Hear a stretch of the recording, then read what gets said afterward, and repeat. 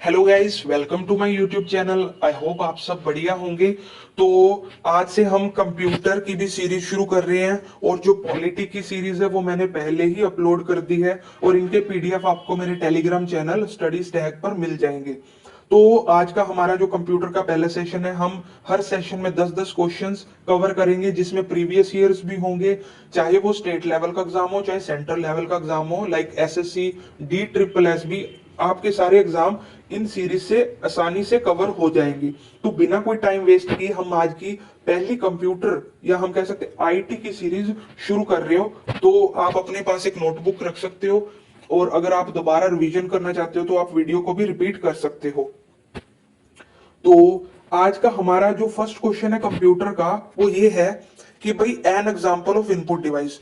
तो मैं समझ सकता हूं जो हिंदी मीडियम वाले हैं या किसी और लैंग्वेज वाले, उनको थोड़ी इंग्लिश से प्रॉब्लम हो सकती है, बट मैं साथ में आपको हिंदी में भी ट्रांसलेट करता रहूंगा ताकि आपको आसानी रहे क्वेश्चंस को समझने में। तो हम पहला क्वेश्चन कर रहे हैं an example of input device. तो नीचे दिए गए ऑप्शंस में इनपुट डिवाइस की एग्जांपल देनी है। फर्स्ट ऑफ ऑल है हमारा साउंड कार्ड, फिर है जी हमारी हेडफोन्स, फिर है हमारा प्रोजेक्टर और उसके बाद है वेबकैम। अब देखिए हमारे पास कंप्यूटर में दो तरह के डिवाइसेस होते हैं। एक होते हैं इनपुट। इनपुट से हम क्या करते हैं, हम कंप्यूटर को किसी ना किसी तरह के इंस्ट्रक्शन देते हैं। फॉर एग्जांपल मैं कीबोर्ड की बात करूं, मैं माउस की बात करूं, तो वो इनपुट डिवाइसेस हैं। अगर मैं मॉनिटर की बात करूं, जो स्क्रीन होती है कंप्यूटर की, वो अपना आउटपुट डिवाइस है जो हमें इनपुट के बदले में आउटपुट देती है। तो इसमें जो हमारा साउंड कार्ड है वो साउंड करता है, यानी कि हमें आउटपुट देता है।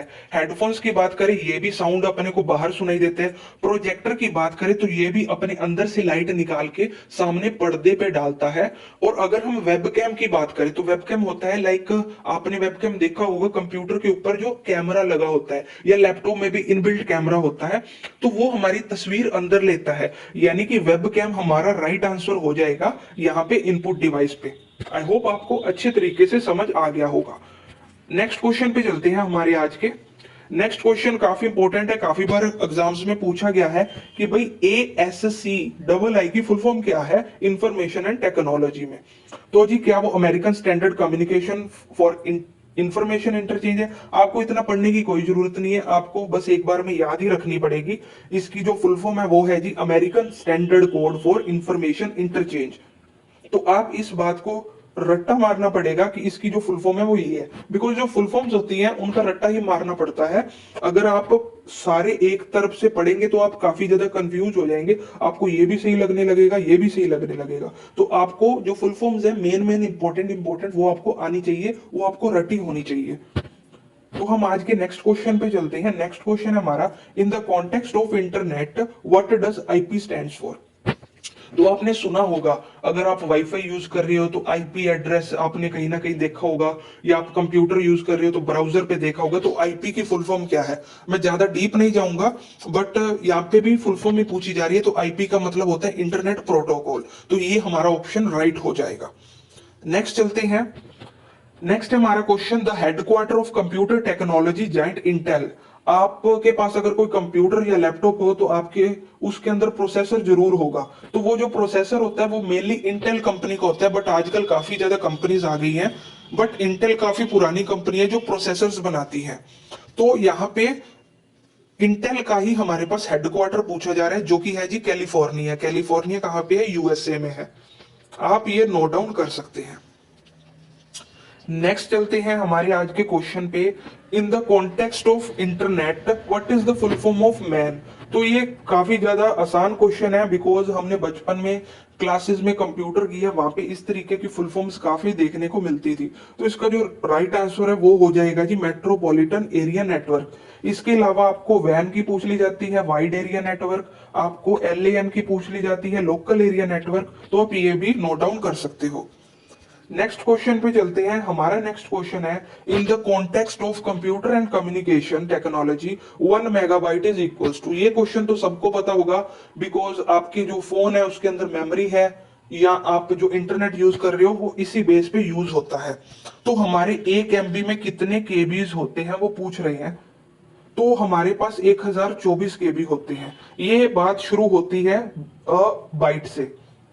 अगर हम 1024 बाइट ले ले तो वो किलोबाइट बन जाते हैं। अगर हम 1024 किलोबाइट ले ले तो वो 1 MB बन जाता है। अगर हम 1024 MB ले ले तो वो क्या बन जाता है, TB बन जाता है, यानी कि टेराबाइट। तो इस तरीके से ये मेमोरी बढ़ती रहती है।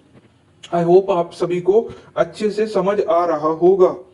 नेक्स्ट क्वेश्चन की बात करें तो हमारा आज का 7th क्वेश्चन है, in the context of internet which of the following is not a protocol.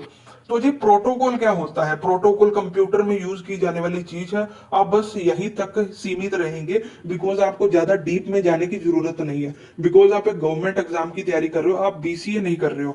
तो पहला है जी TCP।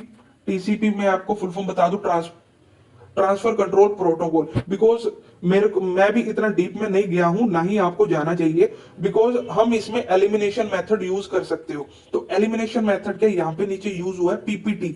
PPT आप सभी जानती हो, पावर पॉइंट प्रेजेंटेशन होता है, जो कि माइक्रोसॉफ्ट का एक प्रोग्राम है। जैसे हम एक्सेल यूज करते हैं, MS वर्ड यूज करते हैं, उसी तरीके से PPT होता है, पावर पॉइंट प्रेजेंटेशन।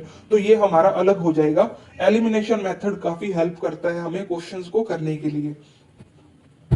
हम नेक्स्ट चलते हैं हमारे आज के क्वेश्चन, थर्ड लास्ट क्वेश्चन पे। In the domain names the expression .au stands for. यहाँ पे अब .au स्टैंड है, मैं आपको समझा देता हूँ अच्छे तरीके से। देखिए, आपने अगर Amazon से शॉपिंग की हो तो आपने जरूर देखा होगा कि आप क्या यूज करते हो, Amazon.in। आप .in यूज करते हो। आप .in यूज क्यों करते हो?